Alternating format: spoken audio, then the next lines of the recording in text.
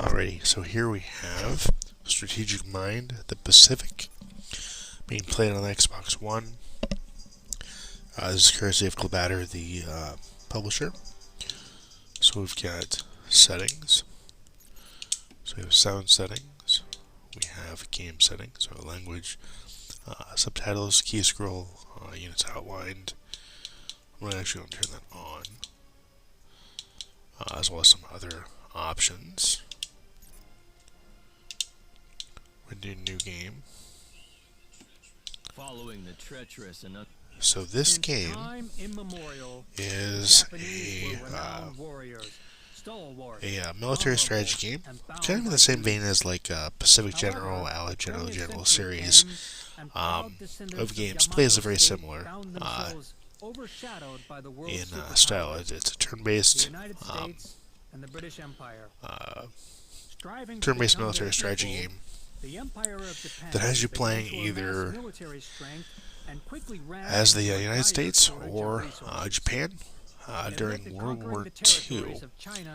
So you play either or. I'm going to go ahead and do the United States. So you got different selection. We got storytelling, reasonable, challenging, insurmountable, and custom.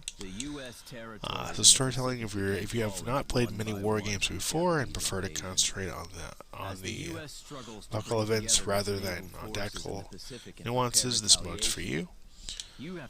Reasonable, if you have some experience in war games but have not played other Strategic Mind titles or do not want the game to be too demanding, this mode's for you. Challenging, if you played many war games and other Strategic Mind titles before and want some challenge. And then Insurmountable, we've already completed the whole Strategic Mind Blitzkrieg campaign on a lower difficulty level and want a truly insurmountable task. This mode's for you. And then Custom, if you are not afraid to experiment, you can create the mode of your choice. It can be as easy as chips or impossible to beat. The choice is yours, as well as consequences. Alright, so I'm going to go ahead and do reasonable. Good morning, Hawaii.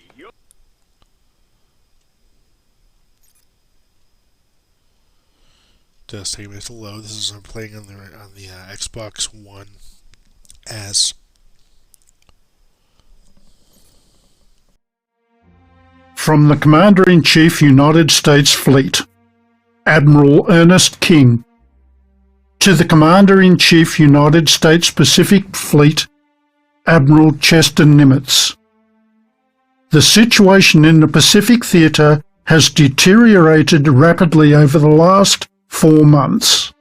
The Japanese have seized vast operational areas and are now on the verge of invading Australia. The Port Moresby base in New Guinea is the last obstacle in their way.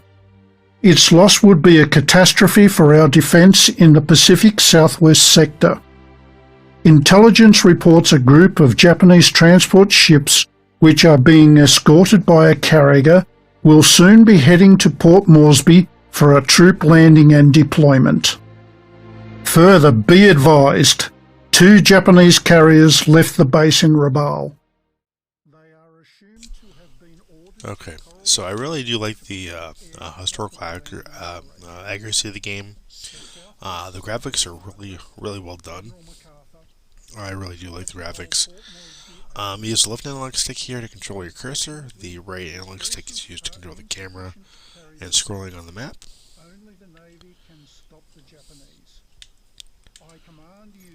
And then you can use the RB and LB buttons to swap between the units here. And then use the left and right triggers to swap between the areas on the screen. Now, this game does require the use of a controller. However, I don't really care for the controls in this game using a controller. What I do absolutely love is the fact this game has full mouse support. So if you have a mouse laying around and you want to have a traditional experience with this game, as it was meant to be played on PC, but on Xbox you can do that with a mouse, which is absolutely wonderful. It makes navigating the menus and the unit selection, nope, wrong button,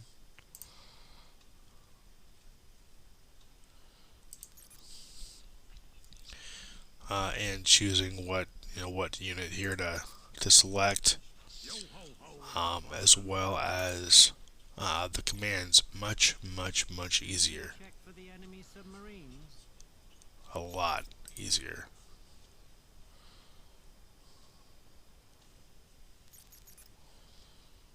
Okay, we got a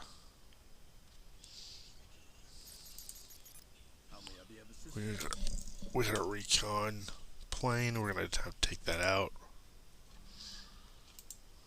Oops, keep hitting the wrong button.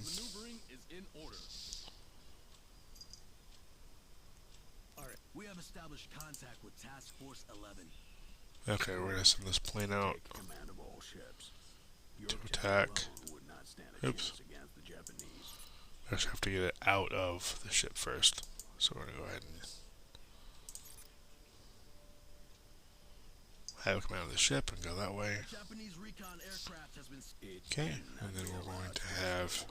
I do not want to. Oh, we can't do that next external. Okay, so we're gonna go ahead and actually surround the plane.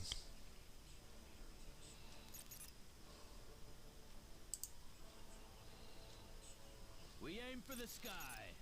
Now, unfortunately, what you can't do is you can't select multiple units at once. And I think that's just because of the fact that it's a console game and not on PC. So, like, I can't click and drag to select multiple units. And I have a feeling because it doesn't say it supports the mouse. In fact, I think it's unofficial mouse support. But the fact that it's here is amazing. So it may not officially support the mouse, but you can definitely use the mouse in this game. It's amazing. I love the graphics of the game. It definitely has a modern plus retro feel to it. Escort ships are the glue that holds the Navy together. And let's see if I can just grab the rest of these planes.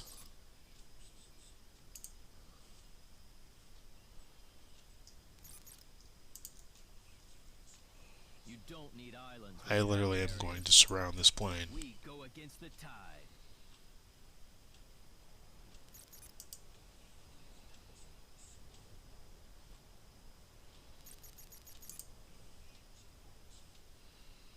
And one more. But for those wondering, I am definitely using a mouse. Because if you try to use a controller and you try to like navigate up here to like end your turn, it is extremely difficult to do it without a mouse. Our lives are in the skies. Godspeed. Oh, really? Oh, that's annoying. Our planes are the best. Okay, well that's alright. At least we got a bunch of planes in the air. Altitude is as crazy as our altitude. With blinding speed.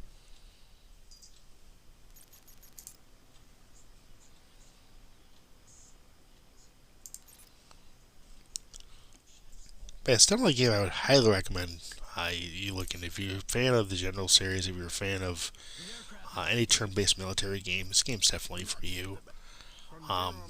This game is definitely worth the money. Yes, it is $30 on console. I mean, that is a little steep. At least I initially thought that, but it's actually a pretty good price for what you get. It's a very robust strategy game, and it definitely has a lot going for it. And again, full mouse support is awesome, even if it isn't official. And I love the movements here. It's just so awesome. Okay, so we got some enemies here. Can we attack them yet? No, we can't. Okay, but they're in our sights. Let's go ahead and take the. Okay, can't take that yet, but I can.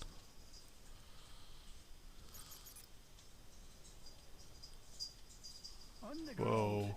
Everything's so hectic. My mouse disappeared for a second. I like Okay. Oh, look. It's liberating. More ships. I'm going to just attack these guys.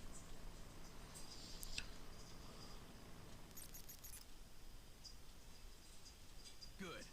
Now we know for sure what's going on around Tulagi. Okay, can it not? Okay, it did. No, it didn't. U.S. Marines are bested only by U.S. Okay, there wasn't enough to attack, or it doesn't have a way to attack ships, which is kind of funny considering the fact that it's on an aircraft carrier, but okay. Our enemies are closer to good. Let's send the... I keep right-clicking and I'm not trying to. There we go. Let's move these guys up.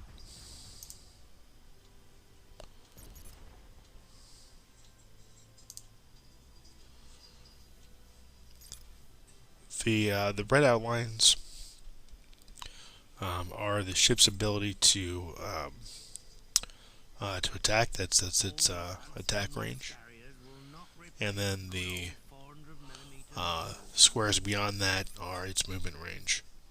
Sorry, hexes beyond that are its movement range. But you can come over here. You can pick what weapon you want it to use, which is pretty neat. So I'll go ahead and just end the turn here.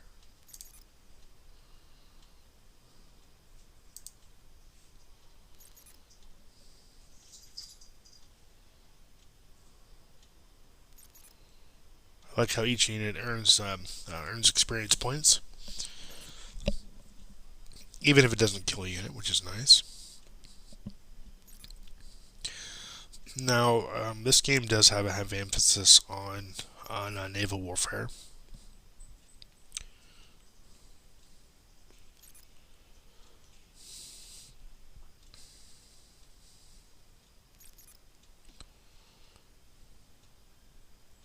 Well, naval and air.